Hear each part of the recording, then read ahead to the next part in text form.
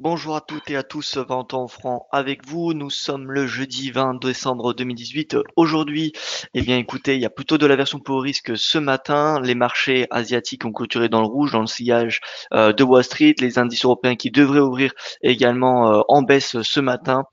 On a eu une Fed plutôt alors dovish, mais pas suffisamment.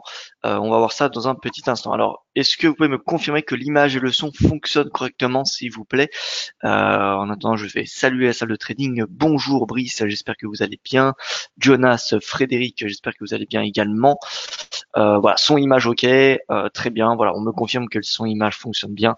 C'est parfait, on va pouvoir commencer ce webinaire. Alors bonjour à tous ceux qui nous rejoignent. Voilà, Raymond, bonjour. François, j'espère que vous allez bien également.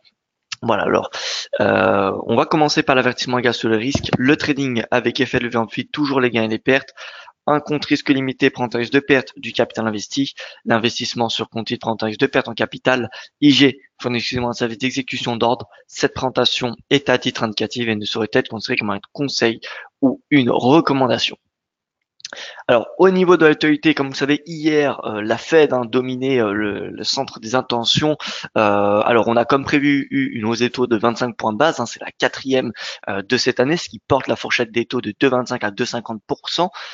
Le plus important, c'était les prévisions qui ont été revues à la baisse en termes de taux. Donc, 2 relèvements des taux attendus par le FOMC l'année prochaine contre 3 qui étaient attendus au mois de septembre dernier. Par contre, nous avons toujours une mention qui reste dans le communiqué et c'est a priori cela qui aurait fait plier Wall Street hier. C'est la fameuse mention de hausse graduelle, c'est-à-dire finalement une poursuite des hausses des taux jusqu'au taux neutre. Le taux neutre de la Fed qui est estimé entre 3% à peu près. Ça peut être un petit peu en dessous, ça peut être un petit peu au-dessus. Mais donc, voilà, la Fed qui devrait tendre vers cet objectif de taux neutre, le taux neutre qui est un taux considéré où il n'y a pas, où l'impact sur l'économie n'est plus accommodant, mais n'est pas non plus restrictif. Vous voyez. Donc voilà, la Fed va continuer à poursuivre son rythme de hausse des taux l'année prochaine. Alors certes, à un rythme plus faible, mais voilà, ça n'a pas été suffisant pour que le marché soit rassuré. Ça a été plutôt la douche froide finalement, même si voilà, on a une clôture à Wall Street du S&P 500 au-dessus des 2500 points. Voilà, ça reste quand même assez assez tendu sur les marchés, la Fed qui n'est pas venue, on va dire, à la rescousse des marchés actions hier. Au niveau de la BOJ, eh bien, elle a maintenu ses taux directeurs inchangés à 7 voix contre 2 cette nuit dans le but de soutenir, comme vous savez, l'inflation jusqu'à l'objectif de la Banque centrale de 2%. Au niveau de l'Italie, nous avons la Commission européenne et l'Italie qui sont parvenus à un compromis sur le projet de budget italien pour 2019. Et enfin, au niveau de la Nouvelle-Zélande, eh bien, on a eu la croissance qui a ralenti plus que prévu au troisième trimestre. La croissance, alors le PIB a cru de 0,3% au troisième trimestre contre 1% au second trimestre de l'année 2018. Voilà, donc hier, comme vous pouvez le constater, on a eu un net repli des marchés actions, le S&P qui a perdu 1,54%. Alors le DXY, il a perdu un petit peu de terrain, mais voilà, il a rebondi après la Fed, mais le rebond ne lui a pas permis de clôturer dans le vert. Ce matin, on a voilà, ces incertitudes qui persistent et on voit le Nikkei qui perd 2,84%, le Nikkei qui est dorénavant officiellement en bear market puisqu'il est en baisse de plus de 20% par rapport à son sommet de janvier. Le MSCI Emerging Market baisse de près de 1% comme on peut constater. Il y a le gold qui recule également. Le yen, le yen s'apprécie, surperforme ce matin. On a de l'aversion pour le risque. Voilà, le rendement du 10 ans, comme vous pouvez constater, il baisse de 6 points de base par rapport à hier matin. Donc il est à 2,76%. La fameuse courbe des taux, l'écart entre le 10 ans et le 2 ans US n'est plus que de 9 points de base. Donc on est relativement proche d'un aplatissement et même d'un inversement finalement de la courbe des taux. Et voilà, nous n'y sommes pas encore, mais en tout cas nous nous y approchons. Au niveau du calendrier économique, donc aujourd'hui, il n'y a plus que la Banque d'Angleterre. Alors entre parenthèses, même s'il n'y a rien qui est attendu, voilà, quelques commentaires sur le Brexit pourraient avoir une influence sur la livre sterling, mais voilà, il y aura aucun changement de la politique monétaire lors de cette dernière réunion de la Banque d'Angleterre de cette année.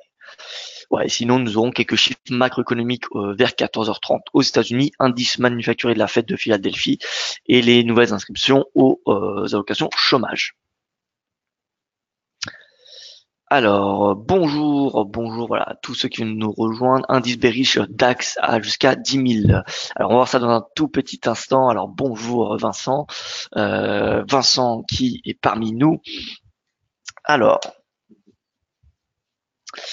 au niveau donc du forex, nous avons, comme vous pouvez le constater, le yen qui surperforme ce matin. Donc voilà, c'est plutôt un risk off que nous avons ce matin. On a une baisse de Wall Street, on a une baisse de l'Asie, on a des futurs, enfin on a dorénavant l'Europe qui a dû ouvrir dans le rouge avec des gaps plutôt baissiers. Alors regardons cela de plus près. Voilà, en horaire. Alors non, on n'a pas de gap baissier. Euh, alors pardon, j'ai les futurs devant moi, donc je vais désactiver les futurs, voilà. Alors 2 petites secondes.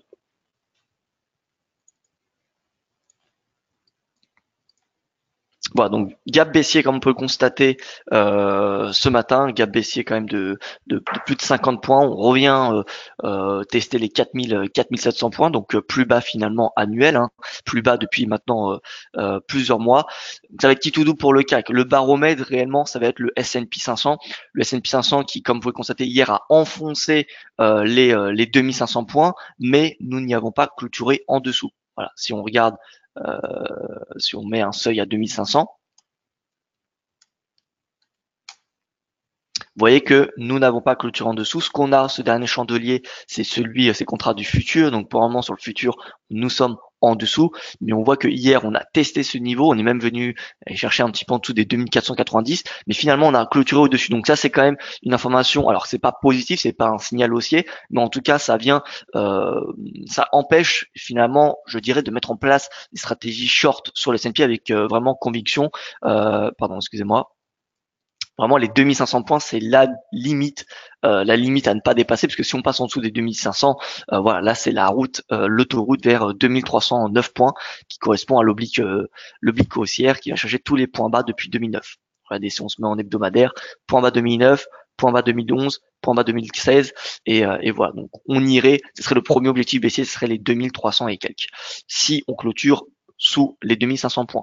Au niveau de notre VIX, vous savez, notre fameuse stratégie du VIX que j'ai eu l'occasion de vous présenter récemment. Alors le VIX, il est sous résistance. Et si on vient ajouter un disparity index sur le VIX de TradingView, vous voyez que le disparity, eh bien, il va être au-dessus de 10. Voilà, il est légèrement au-dessus de 10. C'est bien évidemment la clôture en dessous de 10% qui nous intéresse pour passer à l'achat sur le S&P 500. Donc là, qu'est-ce qu'on a finalement d'un point de vue technique? On a le S&P qui est à 2500 et on a le VIX sous résistance. Alors ça ne veut pas dire qu'on va forcément avoir un rebond, mais en tout cas, on a une configuration technique qui pourrait donner confiance aux personnes qui cherchent à acheter les 2500 points finalement sur S&P.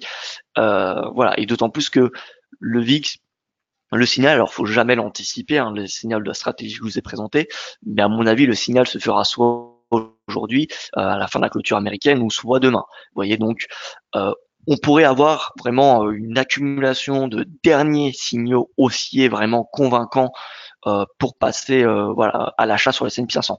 Par contre, si le S&P ce soir clôture au-dessus des 26 points, c'est la résistance voilà sur le S&P.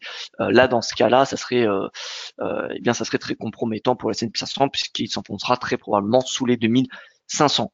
Donc voilà, vraiment le seuil majeur sur le S&P et finalement sur tous les autres indices, ça va être les 2500 du S&P. Si on enfonce ce seuil, les perspectives seront plutôt baissières, enfin seront même extrêmement baissières pour les indices américains, mais également pour les indices européens.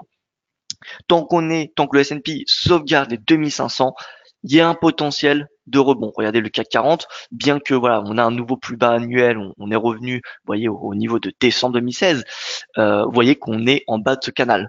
Donc tout n'est pas terminé, on peut encore espérer, j'ai envie de dire, un rebond. Voilà, maintenant il faut absolument que le S&P sauvegarde les 2500 points et qu'on ait un catalyseur plutôt positif sur les marchés pour justifier un rallye. Voilà. Donc à court terme, En intraday, ça va être assez compliqué puisque voilà, on a eu quand même pas mal de l'annonce de la Fed qui a été déjà pricée dans le contrat futur. Donc, est-ce qu'on va avoir une poursuite de la baisse depuis les prix d'ouverture? Euh, le potentiel baissier me semble extrêmement limité en intraday, pour être tout à fait honnête avec vous. Peut-être que le S1 du jour peut être atteint, mais voilà, pas plus pour la simple et bonne raison que la plupart finalement de l'aversion pour le risque a été générée par la décision de la Fed et tout ce qui a voilà autour tout ce qui a été autour de la Fed, eh bien a déjà été intégré dans le contrat futur du CAC ou du DAX, etc. Donc finalement le plus gros du mouvement baissier, alors il n'y a pas de chiffre que je pourrais vous donner, mais le plus gros du mouvement baissier a déjà été inclus dans le gap finalement. Donc donc voilà, on peut peut-être venir chercher le S1, mais voilà, si on part du principe que les 2500 points sur le S&P sont sauvegardés et vont permettre le rebond, dans ce cas-là, le S1 journalier peut être un niveau de support assez intéressant pour passer à l'achat sur le CAC 40 et viser potentiellement les 4008. Vous voyez, donc voilà, 4008 voire même 4009 et au-dessus, ça me semble possible. Voilà, donc je n'irai pas shorter les indices pour être tout à fait franc avec vous ce matin. Même si le DAX, il y a une configuration technique beaucoup plus délicate, vous voyez qu'on reste au niveau des plus bas du 10 décembre. On ne les a pas enfoncés. Donc voilà, DAX sur support, CAC sur support, l'oblique haussière finalement qui est l'équivalent de celle du S&P. Regardez le CAC 40, si on se met en weekly, en hebdomadaire, ah non, pardon, on vient pas chercher le plus bas de 2009, mais vous voyez, c'est plus bas de 2011, plus bas de 2016, on est dessus. Et sur le S&P, je remonte une dernière fois, donc plus bas de 2009, plus bas de 2011, plus bas de 2016. Donc ça serait l'objectif si on passe en dessous des 2500. Ça serait l'oblique haussière en noir que vous avez devant vous sur le graphique. Voilà, donc pour moi, là on teste des supports clés sur les indices, c'est presque maintenant ou jamais, j'ai envie de dire. Si on passe sous les 2500, là on va rentrer en bear market sur la plupart des indices européens et probablement aussi sur les indices américains. Donc voilà, 2500 c'est qui tout double. Maintenant, je vais passer donc au niveau du forex. Je reviens un petit peu sur ce graphique. Vous pouvez voir que le yen clairement surperforme ce matin. Alors je fais voir rapidement la courbe des taux. La courbe des taux, voilà, 10 points de base ce matin.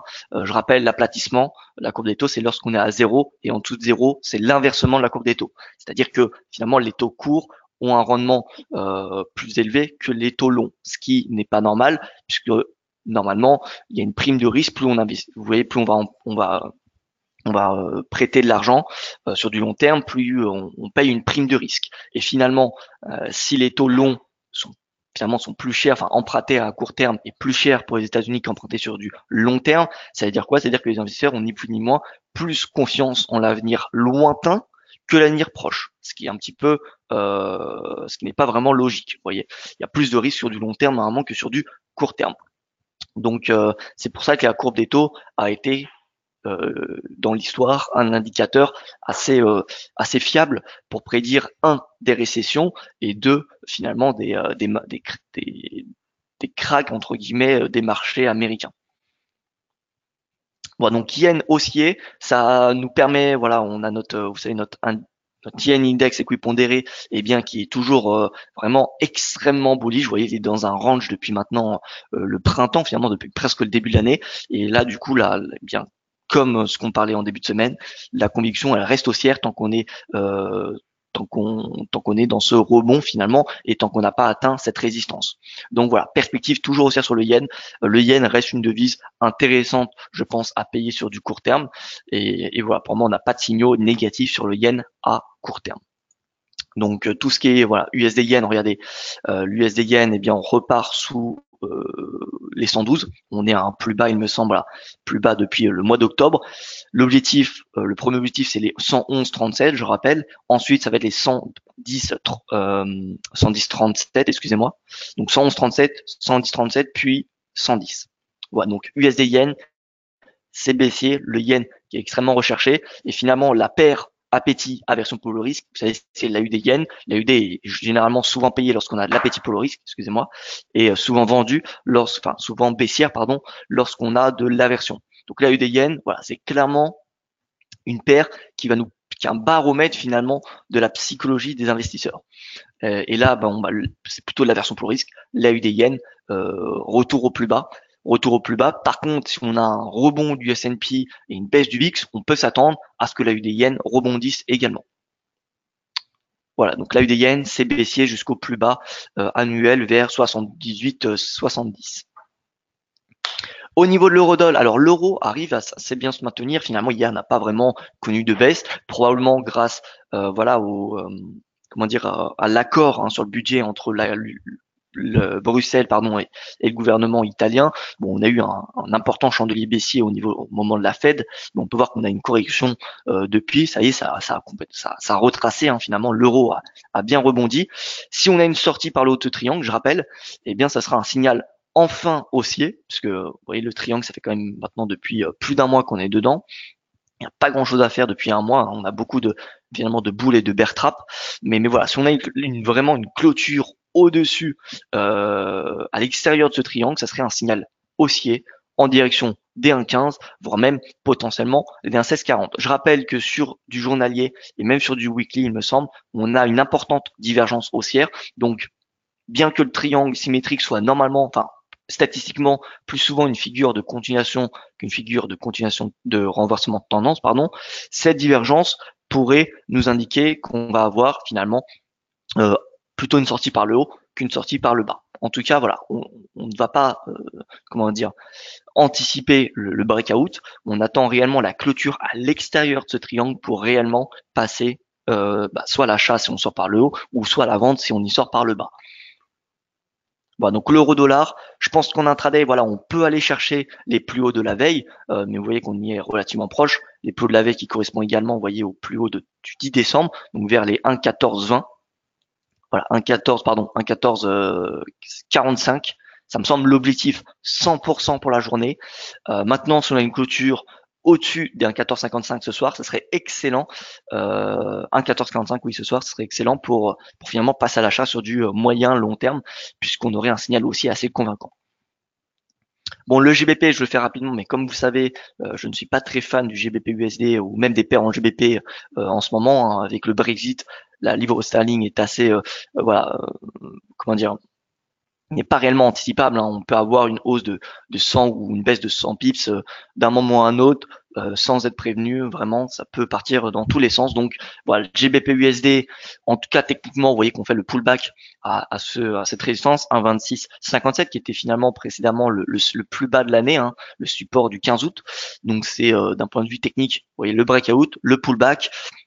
J'aurais plutôt la préférence de vendre techniquement le GBP jusqu'à 1,2366. Maintenant, si on a une hausse de l'euro-dollar, il y a fort à parier que le GBP USD rebondisse, puisque ces deux paires sont extrêmement corrélées. Si on se met donc sur TradingView, qu'on met l'euro-dollar en weekly, ou plutôt en journalier, et qu'on met un coefficient de corrélation avec le GBP USD, vous constaterez que la corrélation est quand même de 96% sur 200 jours, ce qui est extrêmement important. Donc si on est haussier sur l'euro-dollar, il y a fort à parier que le GBP-USD le soit également. Voilà, maintenant, techniquement, pour le moment, on est toujours sous résistance sur le GBP-USD, la résistance qui, je rappelle, était précédemment un niveau de support. Donc si on repasse au-dessus de ce niveau de résistance, pourquoi pas s'attendre à un rebond jusqu'à cette oblique baissière, mais pour le moment ça me semble assez compliqué finalement d'acheter la livre.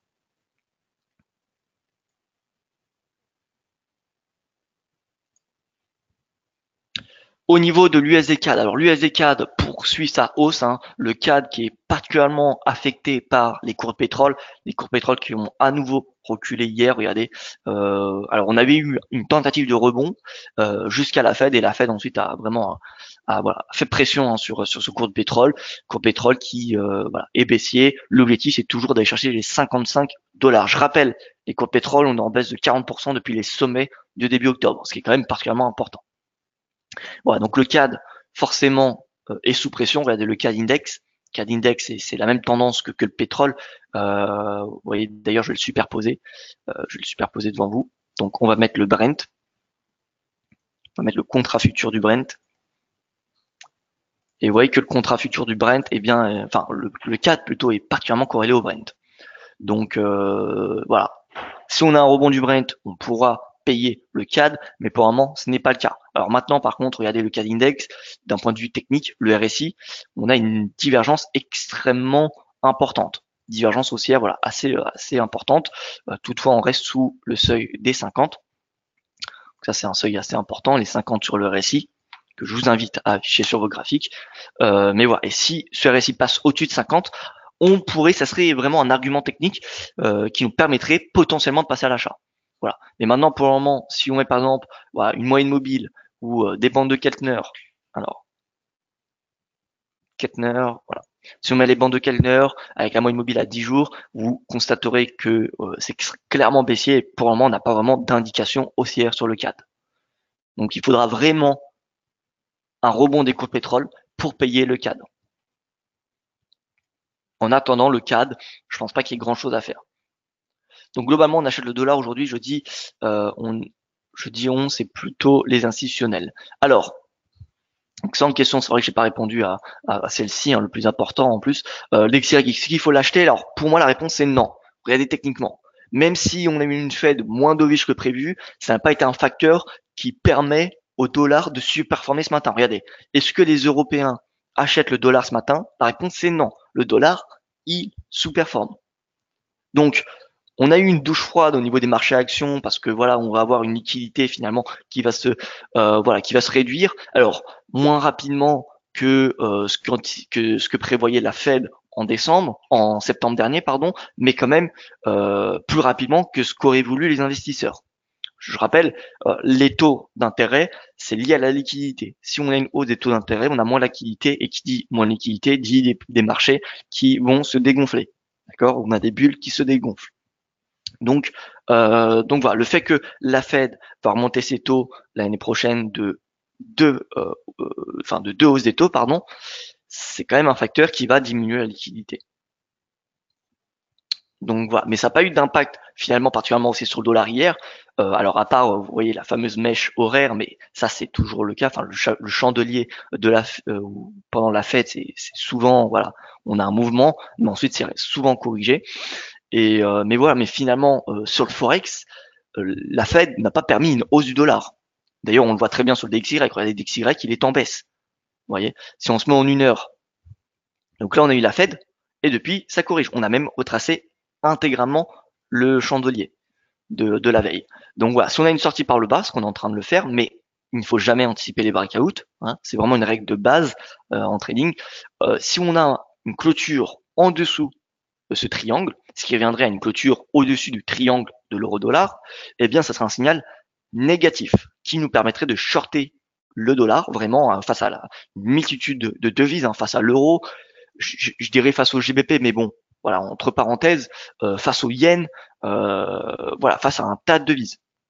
Donc le dollar, le DXY, s'il clôture en dessous de ce triangle, ça serait vraiment une indication extrêmement négative qui nous permettrait de shorter le DXY ou alors d'acheter l'euro ou alors d'acheter du yen face au dollar.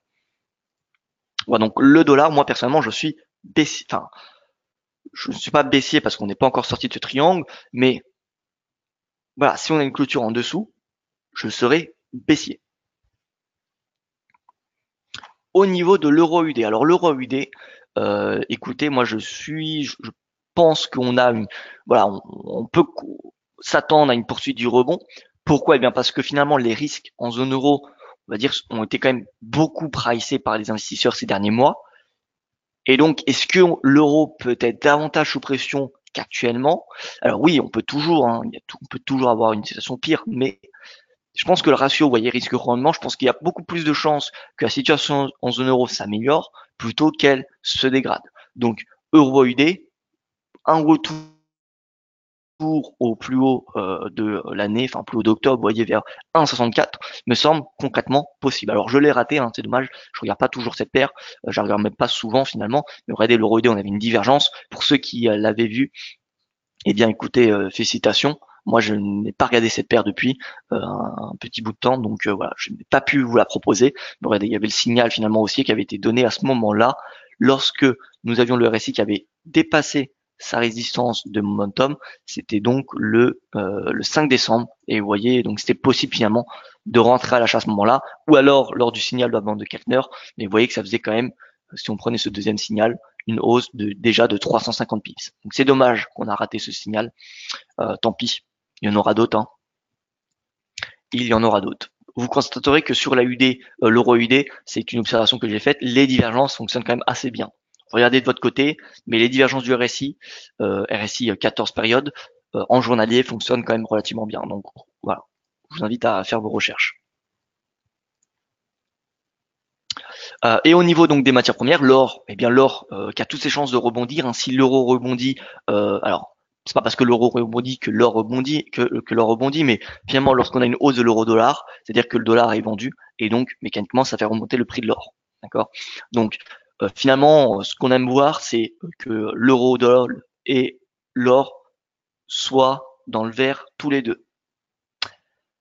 Ça veut dire que le dollar est vendu finalement. Ça veut dire que le dollar est extrêmement vendu. Donc là, c'est le cas. Et finalement, voilà, si on a notre signal haussier sur l'eurodoll, d'accord, si on a une sortie par le haut du triangle, ou même si on a une sortie par le bas du triangle du DXY, eh bien, ça serait une information positive pour payer l'or jusqu'à 1262. Je pense que c'est déjà possible, vous voyez, de payer l'or à ce niveau de prix, mais voilà, je préfère pas vous dire non plus, je veux pas anticiper des signaux, c'est vraiment une règle de base, mais voilà, mon sentiment, il est clairement haussier sur l'or, de toute façon d'un point de vue technique, hein. Or, parler des sentiments, regardez, on est au-dessus de la moyenne mobile à 10 périodes, au-dessus de la moyenne mobile à 20, la Chikou au-dessus du nuage et au-dessus du prix, on est dans un canal haussier, bref, la configuration est dorénavant indiscutablement haussière. Donc voilà, moi je suis haussier, et comme je l'ai dit depuis maintenant pas mal de séances, voire quelques semaines, l'objectif c'est d'aller chercher les 1262, et une fois que l'or sera à 1262 $, écoutez, il n'y a aucune raison qu'on ait une baisse, en tout cas pas pour le moment. Donc si on a 1262, ça sera possible d'aller chercher les 1287. Concrètement, tant qu'on n'a pas de renversement de tendance, eh bien, on peut rester positionné à l'achat. Donc on peut prendre par exemple une partie, pardon, vous pouvez prendre une partie des bénéfices à 1262, puis à 1287, vous voyez, et aussi longtemps qu'on a la tendance haussière. Ensuite, pourquoi pas 1306, vous voyez. Donc voilà, mais en tout cas, tant qu'on est au moins au-dessus de la moyenne mobile à 20 séances qui est en noir ici, honnêtement, il n'y a pas de raison de shorter l'or.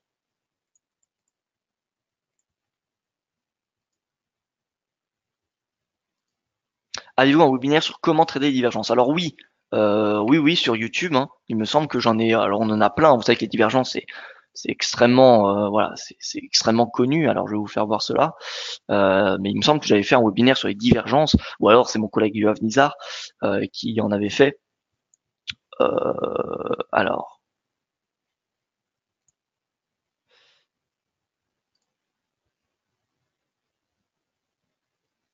Alors je vous fais voir cela. Donc ça doit être donc trader divergence. À mon avis, on doit avoir quand même pas mal de vidéos, je suppose. Voilà. Donc c'était moi-même. Hein. 8 mois, c'était il y a 8 mois, donc c'était relativement récent, vous voyez. Donc voilà. Vous pouvez regarder cette vidéo, je vous l'envoie tout de suite. Si vous avez des questions, n'hésitez pas à commenter la vidéo et j'y répondrai. Hein. Je réponds vraiment, je regarde tous les jours les commentaires, donc voilà, n'hésitez vraiment pas. Et donc voilà, donc je reviens sur les cours de pétrole parce que j'ai pas vraiment fait d'analyse, mais vous voyez les cours de pétrole, bon, c'est toujours baissier. On peut voir cette tendance baissière grâce à cette moyenne mobile à 20 périodes, vous voyez, qui a fait office de résistance le 13 et 14 décembre.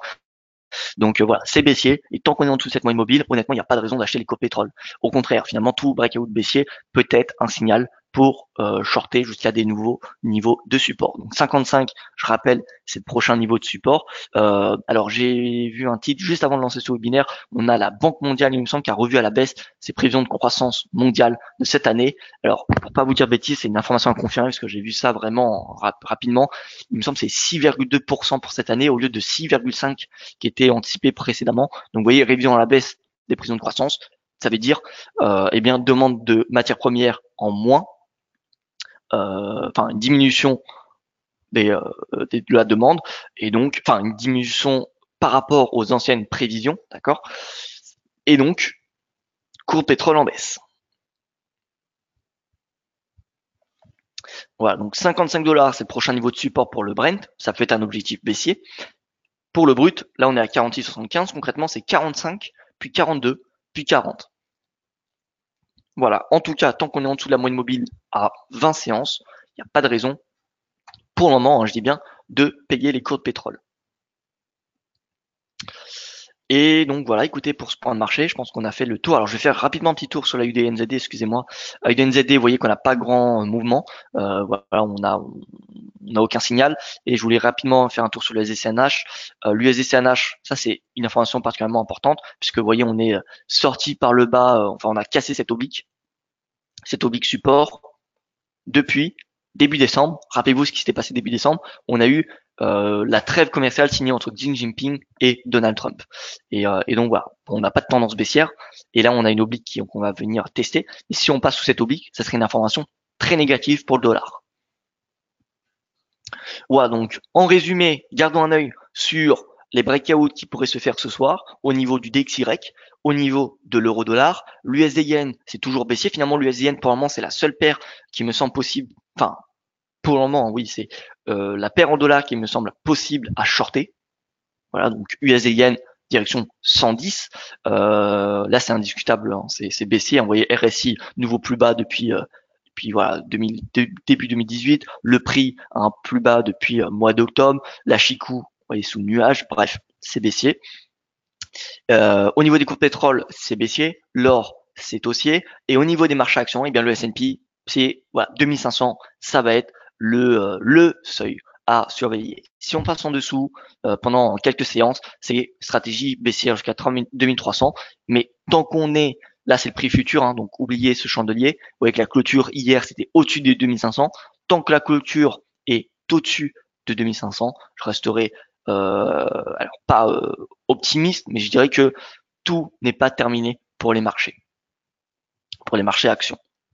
Voilà, donc il faudra bien évidemment qu'on attende notre signal du VIX qui pourrait se faire très très prochainement.